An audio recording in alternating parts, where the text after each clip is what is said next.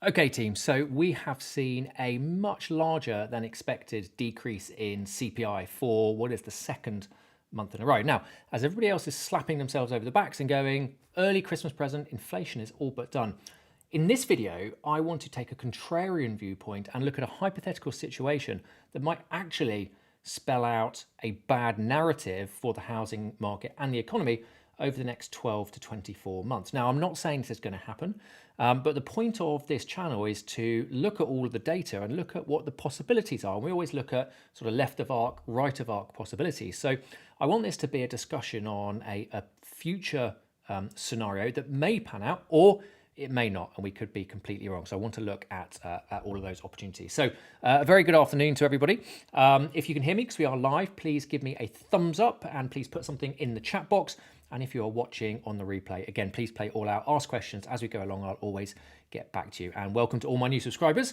The point of these live shows, if you're new to it, is to get beneath the headlines, look at the actual data to be able to assess what's going on in reality, or at least try and piece together some sort of semblance of a picture of reality. And as somebody on one of the videos this week quite eloquently put it, that trying to understand actually what's going on with the economy is such a difficult thing. So there's so many data points, so many data sets, and so many conflicting pieces of information.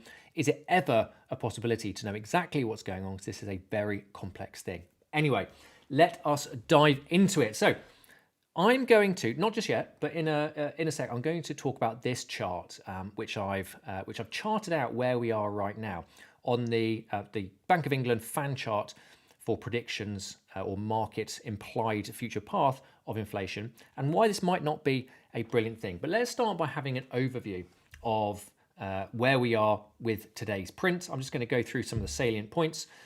If I go down to the actual table now, all of the media generally talks about CPI, and that's where the figures come from. So if you look at CPI, we can see we're now at 3.9% down here at the bottom. I prefer to talk about CPIH, which is inflation with the housing element added in. I'm not quite sure why we generally go without the housing element put in. But if we go on CPIH, which the website or the ONS actually admits is the most accurate form or the most accurate reporting measurement of inflation, it's 4.2, but it's still a significant drop from 4.7 to 4.2, so a 0.5% drop this month. If we look at CPI itself, it's 4.6 to 3.9, which is a 0.7 drop, which implies that the housing element is throttling back the decrease, if you like. But month on month for CPIH, we're minus 0.1%, and for CPI minus 0.2%. Now, where is this coming from? The majority of it has come from falls in fuels, motor fuels specifically.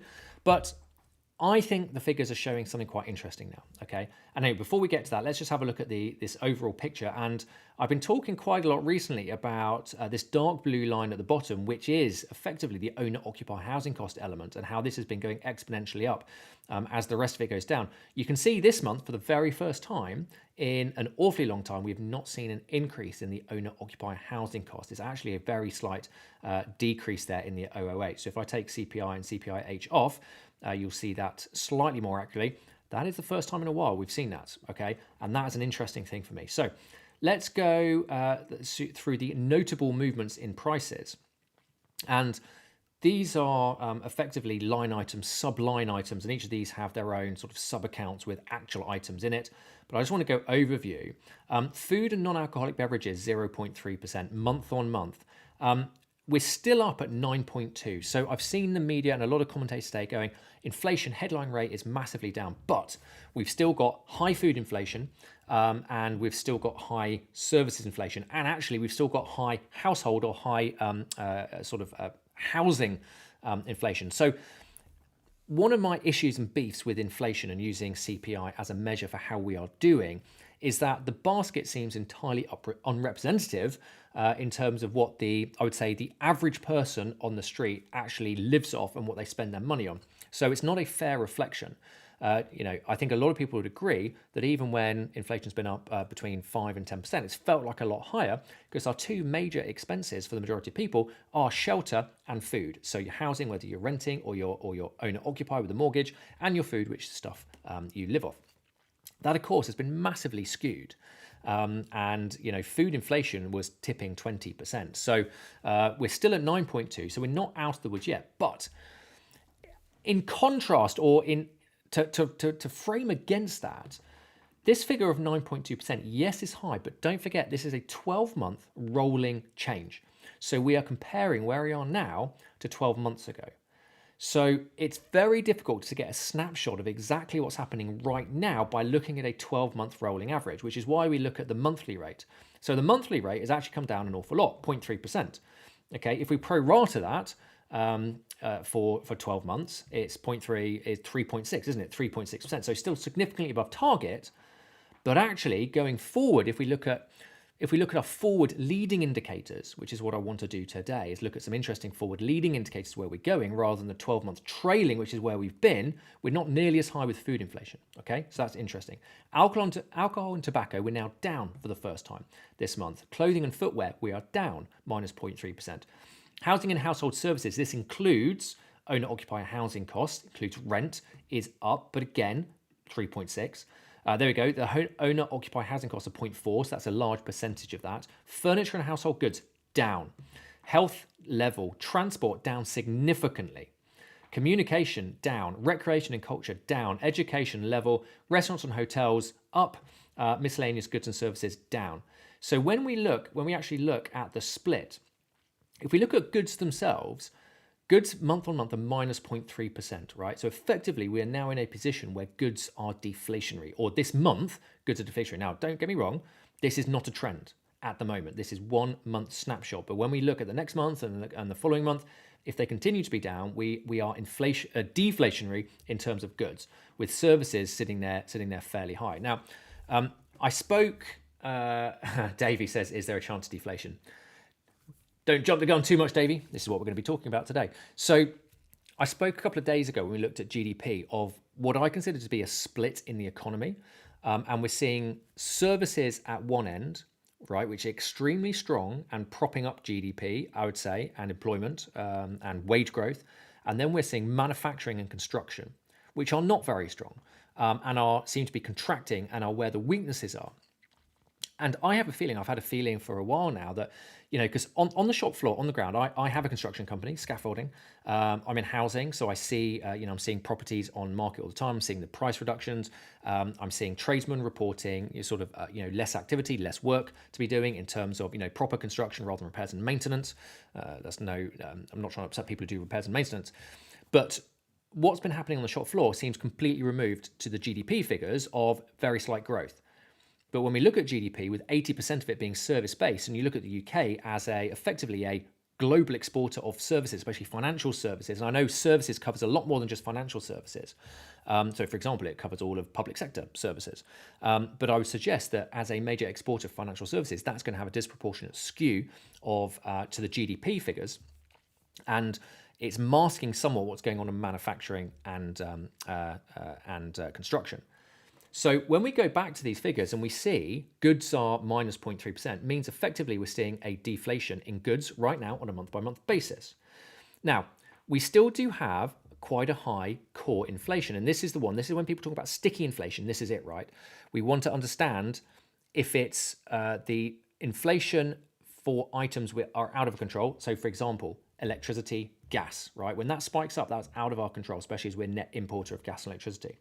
But the core stuff, which is sort of internally systemic inflation, this is what we care about. It's still come down though, and don't forget, it's a trailing 12-month average. So if you look month on month, core inflation has come down. Okay, I don't want to go into the individual bits and bobs of these. I want to have a look at this one, okay, because this is all of them separated out. So again, if we go to services only, we can see service inflation is high, right? It's still sitting high. If we go to goods, we can see how quickly those are going down. This is now supporting the narrative. Services sitting high, and this is where a lot of the wage growth is coming in. Goods contracting at a fairly rapid rate. Now, the reason I'm making a big deal out of this is goods for me are the internal stuff that's going to be going on, right? They're consumables. They're things that we are buying. Okay, so if goods are coming down in terms of price, it means we're not buying as much, which means are we in a supply-demand imbalance? Is there a lack of demand for goods? Are we spending less? Are we buying less as consumers? Okay, we'll come back to this in a sec. Don't worry too much about this. The only other one I wanted to mention was the housing and household services. I'm still surprised actually to see such a negative contribution from gas and electricity, bearing in mind that we had the same, so I wouldn't have expected that to be in here. But if we take out all of that and go to our owner-occupier housing costs, as I said, for the first time, okay, we're not seeing an increase there. Not a trend, but are we leveling off? A couple of days ago, looked at the RIC survey where we looked at, for example, rental demand, tenant demand, rental prices, which are all coming down now. They're still increasing, but coming down in terms of the rate of change, right? So have we passed the peak of the increases and are we now on the downward trajectory? These are effectively the trends we need to look at, okay? So that's where we are in terms of this month's print. Now, I want to flash up this in terms of an image. So if anybody's been following me and following the channel since we started in March, you remember over the summer, I actually did a video where we talked about a potential scenario where inflation came down very quickly and turned from inflation to deflation. So effectively went into a deflationary environment. Now, why did we talk about that? The main reason is the majority of the things that have caused inflation to spike. In fact, let me come back from that a little bit. There's probably two main reasons we're going to see inflation. One is an overheated economy, right? So confidence high, everybody's earning loads more money, they're going out there buying stuff. There's a supply-demand imbalance, so there's more demand than there is supply. That's going to cause prices to go up, wages go up, everybody's spending money on private jets and Cristal champagne, whatever that is. The other way we're going to have inflation is supply-side shock, and I think we can all agree that the inflation we've had is likely to have been caused by supply-side shock rather than overheated economy. And by supply side, we've had a culmination of factors. We've had Brexit, we've had COVID, which shut down the global economy for the best part of a year and effectively stopped supply chain. We've then had Russia-Ukraine war, which has done the same with utilities, and that has caused let's not forget we've had massive QE, quantitative easing as well, which of course has pumped a load of money into the economy. So there's lots of factors at play here, but ultimately we see supply side shock rather than overheated economy. So there has been a huge debate, and when I go into a lot of forums on social media or see other people talking about it on YouTube, sorry, I'll just come off, go main screen.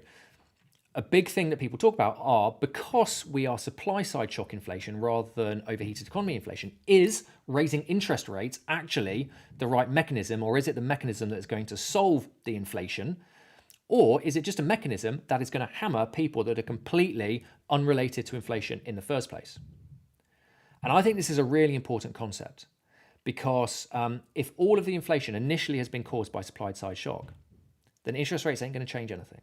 Right, all it's going to do is hit those who are financially vulnerable. And when I say financially vulnerable, I mean people who are probably leveraged on debt.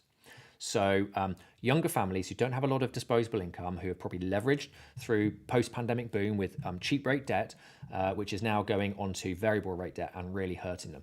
And that is not going to cool down the economy, because those people are not out there spending loads of money on non-essential goods anyway. So is this something, right, that to go back to the point I'm trying to make here, if we're supply side shock, then increase of supply is going to solve inflation by itself rather than interest rates. So although Jeremy Hunt and Rishi Sunak and Bank of England go, look, we've tackled inflation, we put the interest rates up, we've been aggressive, we've solved it, we've come down the other side, has anything that they've done actually improved that situation? Or is it just the fact that we've come through that supply side shock, okay, that supply chains are now back up and running after being locked down in COVID, that everything's normalized in terms of, sort of energy, or not normalized, we're still way higher than we were, but everything's coming down and normalizing, so we don't have that same supply side shock. And that is actually what's now filtering through the system and bringing a lot of items down. Now, of course, we are likely to have some systemic inflation because of that massive inflation we've had over the last couple of years. We then see past the parcel inflation. So even though supply side shock has caused it, that's going to go into the supply chain. Companies have to raise their prices to cater for that, because they're raising their prices. And everything's going up. Workers need more money to be able to buy for stuff, so they ask for pay rises, and we get into a past the parcel inflation scenario. But the moment supply side eases, right, inflation comes down. And I talked about it in this video. I think it was May or June. I put out a video and said, look, is there a scenario here that when we come through supply side shock, that inflation actually drops off a cliff extremely rapidly? And will that lead to deflation in the economy? And deflation is not a good thing. Well, I don't want to go down the intricacies and macroeconomic theories of deflation, when it's good, when it's bad. There are theories about when deflation can be a good thing. Generally, deflation could be a good thing when we've got a very strong economy. Okay, and actually we're seeing supply go up, productivity go up, technology reduce costs of production, and therefore prices can come down. That's actually probably quite good deflation. But for the majority of economic theory, deflation is not a good thing. Okay, so when we look at this, I've charted as accurately as I can where we are as of today. Now, this is the Bank of England's fan chart of market implied path of inflation until the end of 2026. And effectively, I don't know how accurately I've got it. I'm gonna let me zoom in a little bit, because I've charted it at the bottom. Let me just get my drawing tool. It's November, so I've kind of put it here. I don't know if that's entirely accurate. It might be slightly too far to the left. And again, I've gone CPI rather than CPIH, because that's what everybody's talking about, and this is what this reflects. CPI is, let me just remember the actual figure we've hit, 3.9.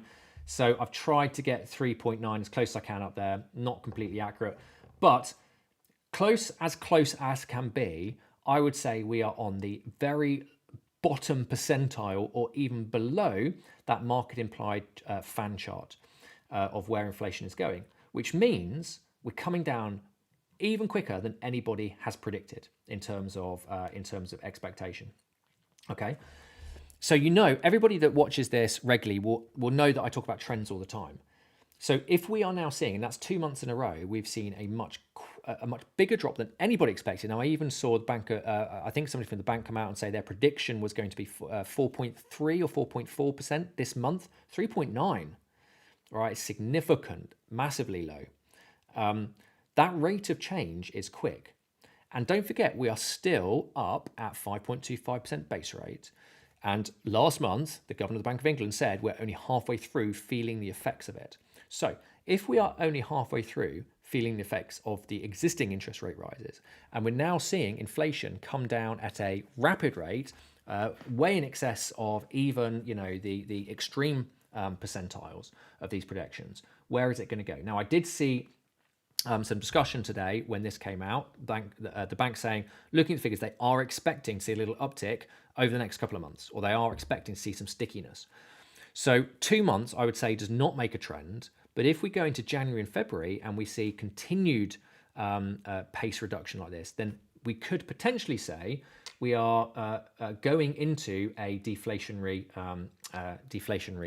potentially, sorry, let me just say that. We've got a long way to go to get deflationary, okay? We're still at over twice the target of 2% inflation. We're at we're less than 2% now, less than twice now. So we've got a long way to go until we're deflationary as a whole. But if we start to separate, and this is where, again, I just want to say GDP, economy, let's just separate it out into the 3 sections that it is, or maybe even 2 sections, right? Let's separate it out into services and then manufacturing and construction, because just because we might not be seeing deflation across the whole economy or recession across the whole economy does not mean there are subsections which effectively are in recession and are effectively in a deflationary environment. So if we look at consumer services, we look at manufacturing and construction, I sort of highlighted these the other day. These are the graphs from the latest GDP report. This is on consumer-facing services. And the reason I'm focusing on consumers and what we're buying, or what we're making and what we're buying, is because I want to relate this to the property market, and the property market hinges with consumers, right? Actual household affordability. So whatever some fintech company in London is doing and exporting that goes into the GDP makeup is kind of vaguely irrelevant in terms of the UK as a whole and where we're sitting. So I looked at this. So the blue line at the bottom is consumer-facing services, which is still below the baseline here of February 2020. So we're still significantly below. I think it's about 8% if you sort of go to the dynamic chart of this, below pre-COVID in terms of the GDP for consumer-facing services. And that has been in decline for about the last 6 months now. So consumer-facing services in decline. Household consumption, there was a fall of 0.4% in real household expenditure in Q3 2023. That was from the last GDP report. So we've seen a drop there. If we look at, so let's come away from services, let's look at manufacturing.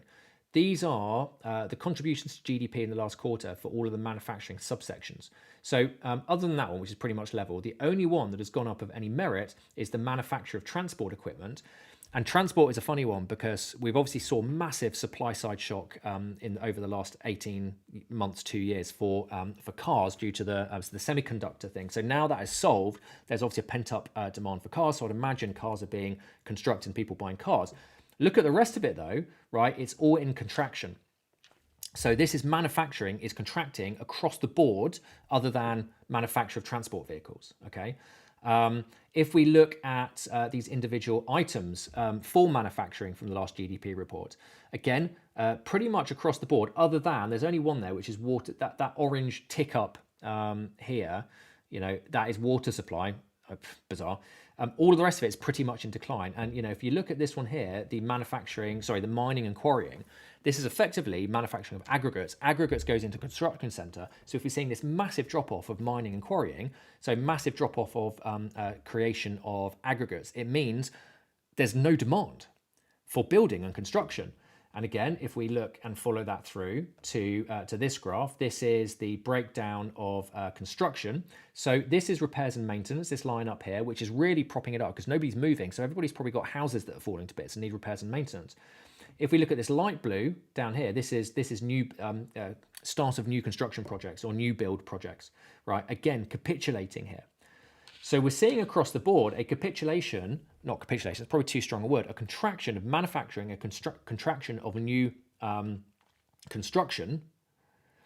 And the only reason you're going to see a contraction of this is because there's a massive imbalance of supply demand. So we've got less demand, which means we don't need to make as much stuff because nobody wants to buy things or nobody are buying things, whether they don't want to or they can't, we'll talk about in a second. But effectively, that puts us in a really funny situation, not funny situation, it puts us in an interesting situation. So where are we now? Here's how we look at it. We are effectively seeing supply shock inflation has gone, right? We're dropping off very, very quickly. We've got CPI and actually across the board, everything now dropping fairly quickly, including core inflation, which by the way, I'm not saying this is bad. Inflation coming down is good in a short-term mainstream media sort of thing, depending on what the knock-on effects are. However, with all of this, it's now coming down very quickly. We still have high interest rates, and I would suggest the economy is on the brink, even regardless of how much we can fudge it with the services. I would suggest that interest rates being high are causing affordability issues for millions, and we're still seeing all these people come off their cheap fixed rate debt onto much higher mortgage payments. And yes, I know swap rates have come down considerably because the markets are going, I don't care what the bank says, next year interest rates are coming down. So all of this, right? We've got inflation coming down, but we've got high interest rates, which are causing a lot of hardship, is driving down demand. And the whole point of this, right, this is the whole point of quantitative tightening, is to people to spend less and save more. So people will naturally be saving more because interest rates are high. So not only do people have affordability issues, they can't buy stuff. If people have cash, they're going to save it, which means they're not buying stuff. So all of this drives down demand. And this starts to become a deflationary spiral, which can accelerate very quickly. So here's a couple of sort of scenarios, if you like, or demographics. And let's assume next year that interest rates remain high. So let's not forget the Bank of England are categorically saying we're on Table Mountain, interest rates are staying high till the end of next year. Market saying BS, we're calling your bullshit, right? And actually we're going to see a whole percentage point reduction next year because otherwise we're going to be grinding into the ground. But let's have a look at these two scenarios. So scenario one, you've got somebody who's financially vulnerable. Maybe they're late 20s, early 30s. They're in an average paid job. They've just taken out a big mortgage a couple of years ago. Their 2-year fixed rate deal is ending. They're going on to a 3.5%, 4.5%, 5% variable rate mortgage. They're going to have affordability issues, right? The strong nominal wage growth is still probably, if you look at the last 18 years, we're still negative real terms. Yes, we're starting to catch up a little bit, but we'll talk about wage growth in a sec. So what are they going to do? They're going to consume less. If you're a saver, let's just go really sort of, I can't, what's the word for it? Let's just go, who is a saver? Somebody's more elderly. Maybe they've paid off their mortgage, right? They've got money in the bank account. We've got high interest rates. They're going to stick it in and get better return on it. They're going to be consuming less. Demand drops. Okay, we have manufacturing contracts more. We go into a spiral. Do we enter a deflationary period? Right. So all of a sudden, we're now going from talking about horrific inflation to potentially next year going into a deflationary environment. What does that mean? I just want to cover very quickly what deflation means. All right. Now, there are two real causes for deflation. One is a fall in demand and another is an increase in supply. I think we can all agree we're not seeing a huge increase in supply anywhere. So if we go deflation, it's because of a fall in demand, which let's look at the leading indicators, okay? And this is the biggest thing. If we look at leading indicators, we look at lagging indicators. Our CPI figures are now lagging indicators, okay? This is what's happened over the last 12 months. It's not what's happened in the last month, it's what's happened in the last 12 months, rate of change over the last 12 months. That's a big lagging indicator, just like the housing market, and we'll touch upon the UK housing market at the end of this. Just like the housing market is a massively lagging indicator.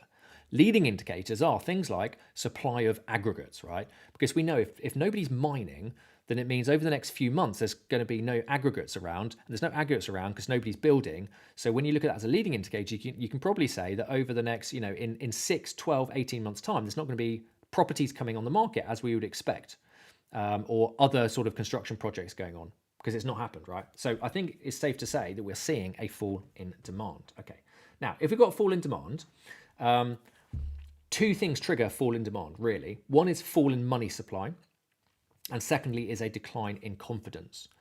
So confidence is still pretty low. It flip-flops around quite a lot, but it trends in the negative when you look at the surveys. You look at RICS, you look at consumer confidence. Yes, sometimes it spikes up, spikes down, but they're all negative, right? So sometimes it's less negative or more negative, if that makes sense. It's still negative. Let's talk about the first one, fall in money supply.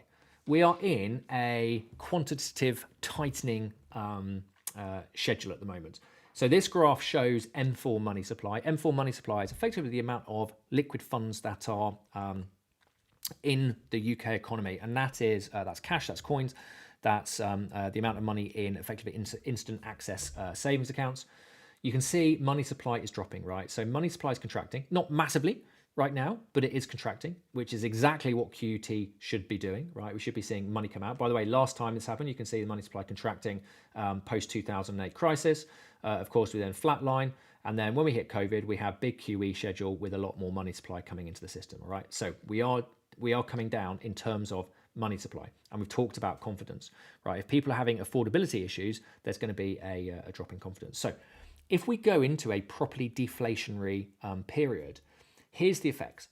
Number one, you're likely going to see a rise in unemployment if we're going to deflation. Now, you go, why do we see a rise in unemployment? Because if the very premise of deflation is there's not enough demand, so there's more supply than there is demand, so people aren't buying stuff, so it forces prices down. If it forces prices down, companies don't have the margins anymore, and they're not making as much stuff, so turnover is going to drop, profits are going to drop, and you have to lay people off. Okay, that's what happens to deflation.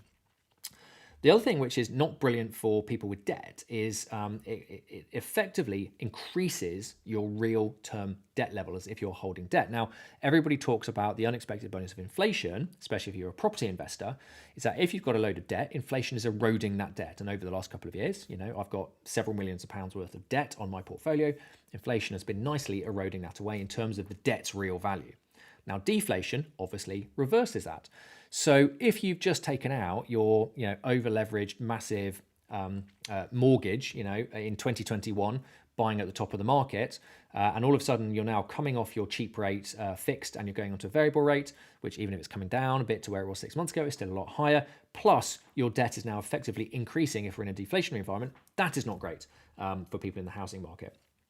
And what you would occasionally see in a deflationary environment is it gets into a spiral. So you'll see, confidence drops, demand drops, companies struggle, lay people off because they're laying people off, and therefore affordability drops more, confidence drops more, and you get into this deflationary sort of spiral. So for me, this is if we go, we're not there, we're nowhere near it yet. I'm talking about what might happen 6, 12, 18 months in the future from now. This is one scenario, one hypothetical scenario out of many that are out there. Because, of course, if we go again, left of arc, right of arc, this is a left of arc scenario. We could see inflation now go really sticky and stick there at 3.6%, if not go up again into Q1 of next year, with labor market staying tight, wages carrying on increasing. We could see that as a scenario. But I always look at the quantum of probabilities. Okay, always talk about the quantum. We're going to have lots of different possible outcomes, and all of them are going to have different probabilities. And in the middle, you're going to have your mainstream probabilities, and then you're going to have your outliers. So if you went on one side, we've got massive deflation. On the other side, we've got going back into inflation, right? And in the middle, the most likely of all times is probably some form of soft landing over the next 12 months with inflation gradually coming down. But I want to think about what are all the possible outcomes here, okay? So yes, if we go deflationary, and that causes unemployment to spike up, that is probably the one trigger we need for the UK property market, which is teetering on the edge, to tip over. Okay, I don't think that's going to happen quickly, but it is a possibility. I think an interesting thing to talk about. By the way, I'll get to comments in a bit as we'll talk through some comments, see what your thoughts are on that. An interesting thing to look through is what happened the last time there was a massive deflationary period, which was the Great Depression of the end of the 1920s into the 30s. And just to give some context as to what happened there. By the way, I'm not saying we're going to repeat the Great Depression. I thought it was interesting. I was researching it, the context. So there was a mini recession or a mini depression at the beginning of the 20s. It's called the Forgotten Depression. And effectively what happened there is the Fed had only just been set up then. The Federal Reserve over in the States had only just been set up. It's completely in its infancy. I think probably like 5, 6, 7 years old or something like that, and had been brought in to control, regulate, help economies stay stable, to get away from effectively what was happening previously is investment bankers effectively controlling the market. So the previous time there had been a crash on the stock market, again, we're talking over 100 years ago here, in the days where JP Morgan was, an investment banker. The stock markets were much smaller things, tiny little, not like it is now. And so effectively one person, one financier, one banker could come in and prop it up. So the Fed was created to sort of centralized control of that, if you like, rather than letting investment bankers control the money markets. Anyway, so we had the forgotten recession or forgotten depression right at the beginning of the 20s.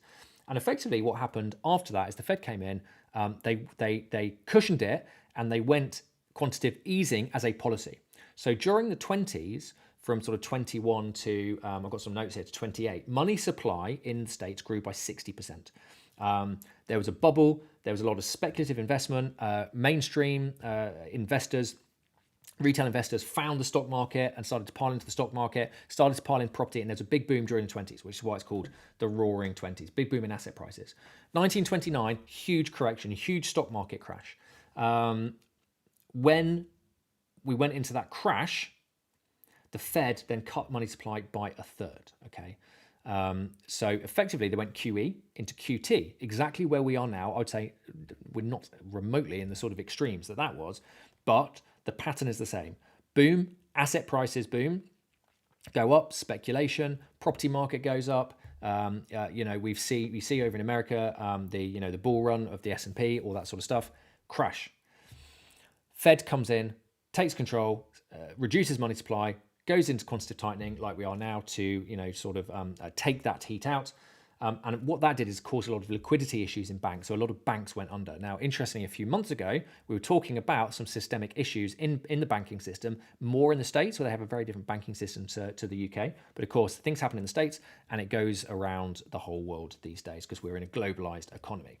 If you remember a couple of weeks ago, talked about, we went on Guru Watch and saw a very influential investment banker talk about, he predicts there's going to be a massive banking or instability issue in the banking system over the next 2 years. So there you go. Whether that happens or not is another thing.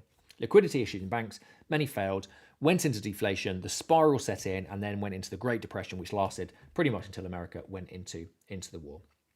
So that all kind of leads us to the question about, what is the bank going to do in 2024?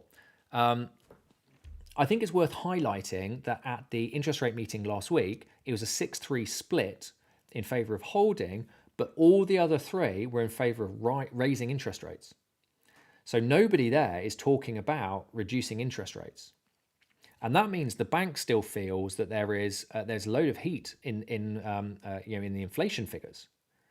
So I was looking at what are they going to look at? So one of the things that they're looking at on a big macro level is the wage growth. So here's the latest data in terms of wage growth. Now, if people haven't seen this chart before, we effectively have nominal up here and we have real down here, so inflation adjusted. Obviously, because inflation's coming down now, that real is actually going up. So we've been for a few months now in positive real wage growth. Of course, it doesn't erode or get rid of all of the erosion of real term sort of wages over the last 18 months to 2 years, where people have been getting poorer. But you can see let me just take real off for a second so we can focus and see if I can zoom in on that. Focus on the nominal, right? It appears that we have peaks. So yes, we still have high nominal, but it's on its way down. And again, I think like everything with economy, this lags so much because it's not just going to be everybody suddenly gets a pay rise on the same day. A lot of people will probably be on 6-month or 12-month pay review cycles. And so therefore, it's not like in March of this year, right, when inflation was really high, everyone's then suddenly going to get a pay rise. It's going to be spread out over a period. So there's going to be lag in the system. So, when we go into next year, everybody should be through a 12-month pay cycle, right? And when we start looking at it next year and companies going, I'm not, inflation's now down quite a lot, no more pay rises. So this will surely flatten off and is on its way down. So as a leading indicator, that appears to be peaked and a trend coming down.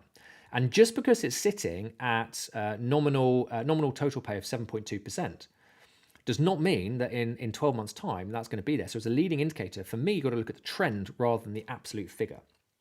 So I know the bank have said very publicly they're relying on this wage growth as almost a metric for bringing interest rates down. But if interest rates stay high, if interest rates stay as the bank is saying, can that continue to grind the economy into a deflationary period, which would be, I think, bad news. If it's transitory, if it just dips in and comes out again, fine. But if we go into a spiraling deflation scenario, I think that's bad news for everybody personally.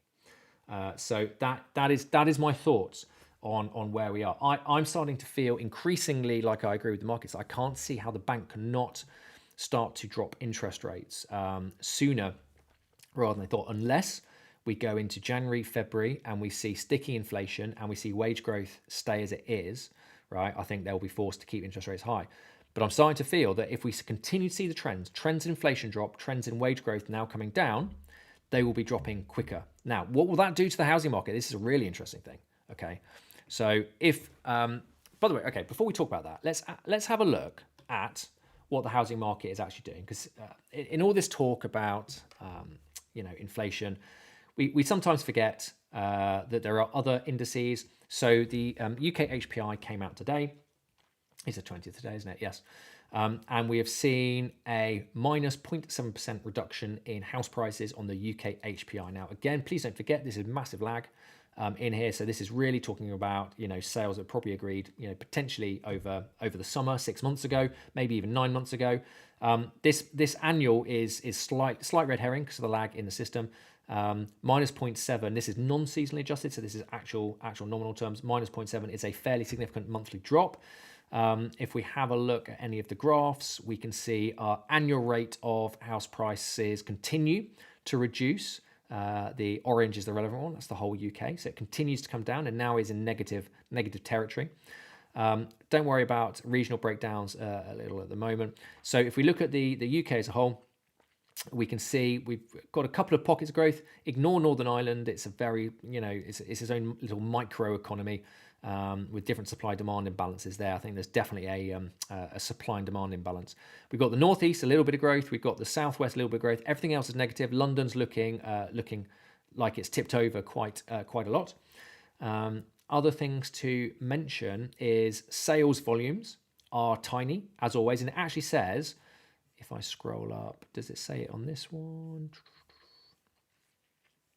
It might have been a different report that said the sales volumes, transaction volumes are so low that it's difficult to really use the models. So they're admitting that themselves. There we go. That there. In recent periods, the total transaction volumes available to calculate the UK HPI have been lower than historic, and this has arisen from a combination, blah, blah, blah, blah. It's saying the data's not that accurate. And I still don't get this, right? I still need somebody to explain this to me. If I go down to new build and existing resold property, right? If we look at this, new build, it says that they're not using anything for the last 2 months. So this is for August, right? This is the last data from new build is August. But you look at it, new build, monthly change 10.5%, annual change 20.6%. Clearly, this data is absolute hoop, right? Absolute hoop. It even says existing resold property, monthly change 1%. I mean, how misleading is this? In an HPI that says the UK house price has gone down 0.7% on month, and you look at the monthly change here, it says 10.5 and 1, right? Bobbins. Somebody needs to explain, the smoke and mirrors that goes into these figures, and is that skewing it to the upside? What will the bank do in 2024? What happens if interest rates come down? If interest rates start coming down, here's my thoughts on it, team. I try and put myself in the position of the mass market. And my feeling is the moment interest rates are confirmed as coming down, I think the mass market are going to pile in. I think the property market's going to unthaw, right? We're going to see a lot more people come back to the market. We're going to see a lot more transactions. And I'm almost now thinking if interest rates do come down earlier than expected, we might see a little pop in the UK property market, which, by the way, I think is a bad thing because I think we need to correct more. If we see a pop next year in house prices, with all the backdrop of what's going on, I think that could be leading to a much more significant correction further down the line. But there we go. That's where we are. Oh, sorry. Tim said you aren't showing the graph. Was I showing that one? My apologies if that's what I was showing. Sorry. If I was showing that one, yes. That's the graph on the UK HPI of rate of change. So the orange one here is the UK rate of change, which is now firmly in the negative. I looked at this chart, which was UK as a whole, London definitely as the worst, and then interesting Southwest has got a little pop up. But again, because it's such small transaction volume, we have to take it with a pinch of salt. And it's this one that frustrates me, which is new build to existing resold, where it says monthly change 10.5%, annual change 20.6 for new build property. There we go. So there's my thoughts, team. What are your thoughts? Let me know. Where are we with this?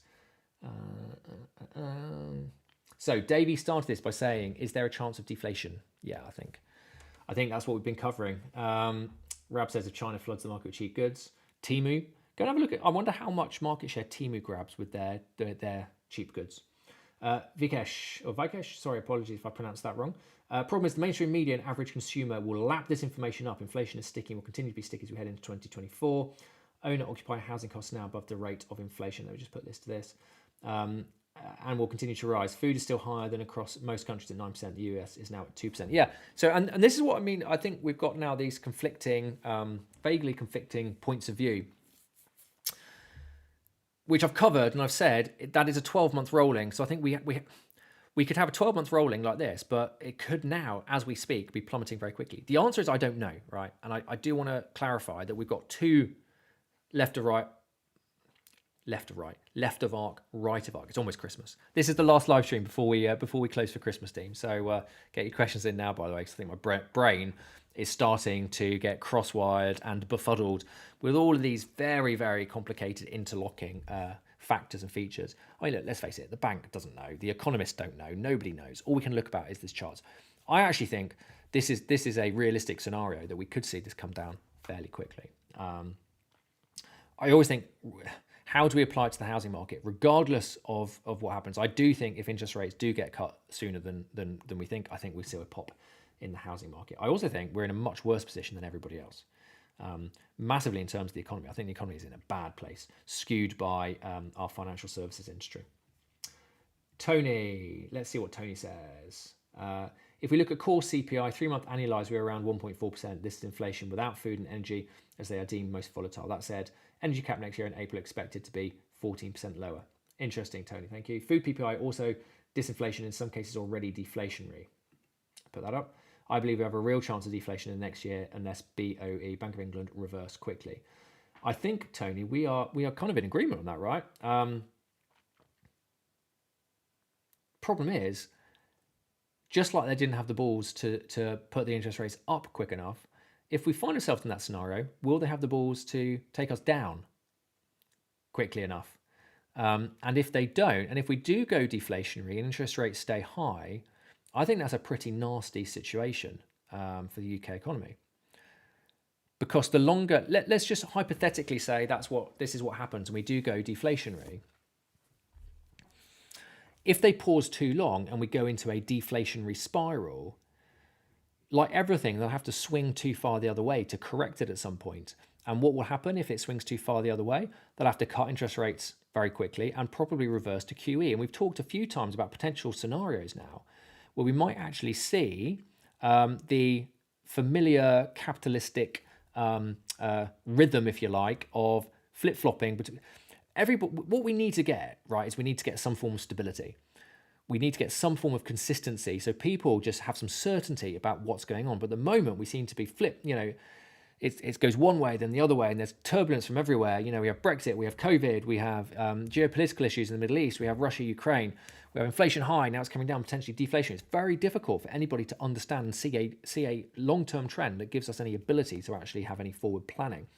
And I think it's easy to sit here and criticize policymakers.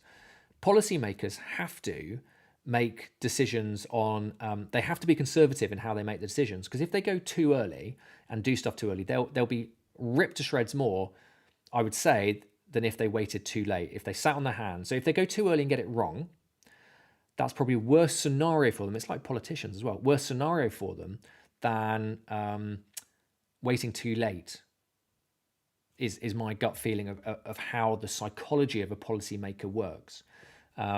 Which is, by the way, why why I'd never want to go and work in politics or sort of central banking or anything like that, and why I much prefer being in an entrepreneurial business that I own and have the ability to move quickly and make those decisions, and it just lies on me, and the rest of the country doesn't actually matter if I screw it up. But that's the difference in entrepreneur. It's why I think entrepreneurs should actually run the country, because ironically, making a decision and going with it early could well be the right, because you could probably always reverse it after that. Anyway, I don't know. I'm probably rabbiting on a little bit now. What else we got? Regreen, how you doing? China's demographic is going to shrink, but Indonesia's booming, so I think cheap goods will continue unless we see more trade wars. By the way, China, it's interesting mentioning China. Go and have a look at China, what's going on in China right now. Sorry. I need to work out how to turn this thing off on Apple. I believe China is in deflation or has a deflationary environment, and their property market has imploded.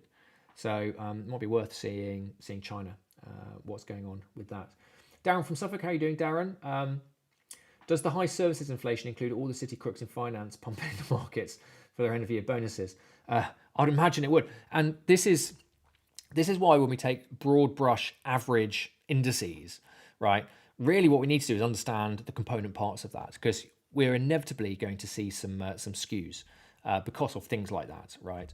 When we look at public services wage growth, right, it's going to be a skew from the 2 one-off wage bonuses they got this year, as an example.